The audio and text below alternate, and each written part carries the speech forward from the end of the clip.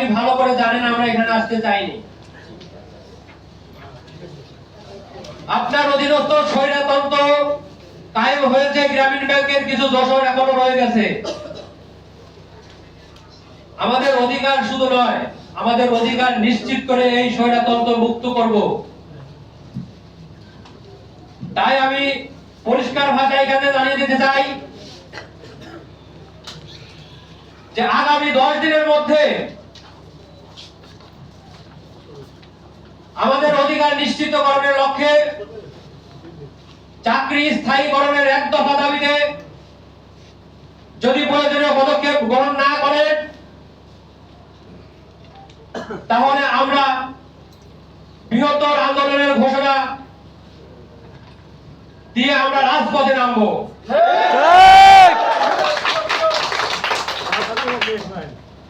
32 বছরের ইতিহাস আমরা রাজপথে আলোচনা করতে চাই। এই বাংলাদেশ যদি বারবার এইরকম দুঃশাসনের চক্র থেকে মুক্ত হতে না পারে, গ্রামীণ ব্যাংকের এই চতুর্থ শ্রেণীর কর্মচারীরা আবারও গণঅভ্যুত্থানের ডাক দিবে। এই 10 দিনের মধ্যে যদি আপনারা এই স্বৈরতন্ত্র, এই যে বৈশিষ্ট্য আপনাদের ভিতরে যে কালো অধ্যায়, কালো আইন,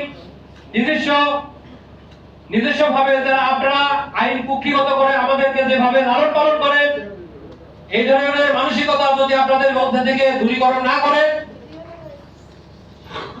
তাহলে আমি আবারও প্রণ ব্যক্ত করছি আগামী 10 দিনের মধ্যে আমরা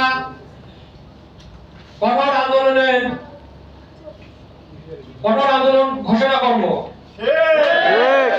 শুধু তাই নয়, আমরা আজকে এই সংবাদ সম্মেলনের মাধ্যমে জাতিকে যে মেসেজটা দিতে এসেছি আপনারা জানতে পেরেছিলেন। আপনারা জানার পর আমাদের চাকরি খেয়ে দিয়েছেন, ছাড়াই করে দিয়েছেন। আমাদেরকে যে চাবি থাকতো অফিসের চাবি, সেই চাবিটা আপনারা রেখে দিয়েছেন। আমি পরিষ্কার ভাষায় বলতে চাই, আজকে শুক্রবার আমাদেরকে চিঠি করে দিয়েছেন। আজকে শুক্রবার আমাদের কোনো ডিউটি নাই, আমাদের কোনো বেতন নাই। অতএব এই শুক্রবারে যদি আমরা মারাও যাই, এই শুক্রবার আপনারা দাফন কাফনের জন্য আসেন না। এর জ্বলন্ত প্রমাণ আমাদের নওগাঁর একটা সিনিয়র বড় ভাই মারা গেছে কিছুদিন আগে, আপনারা ফিরে বুঝতে দেন না। এরকম নজির বিহীন ঘটনা আছে। তার পরিবারের কি অবস্থা আপনারা জানেন না। উনি 27 বছর চাকরি করে কাজ করে গেছেন এই ব্যাংকে, তার পরিবারের কোন অবস্থা আছে আপনারা সেটা জানেন না। আপনারা শান্তির নোবেল নিয়েছেন, আমার কাছে খুব হাস্যকর মনে হয়।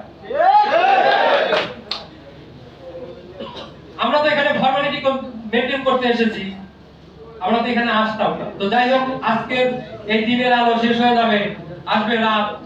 সকালের পরে থেকে আমাদের চাকরি নাই,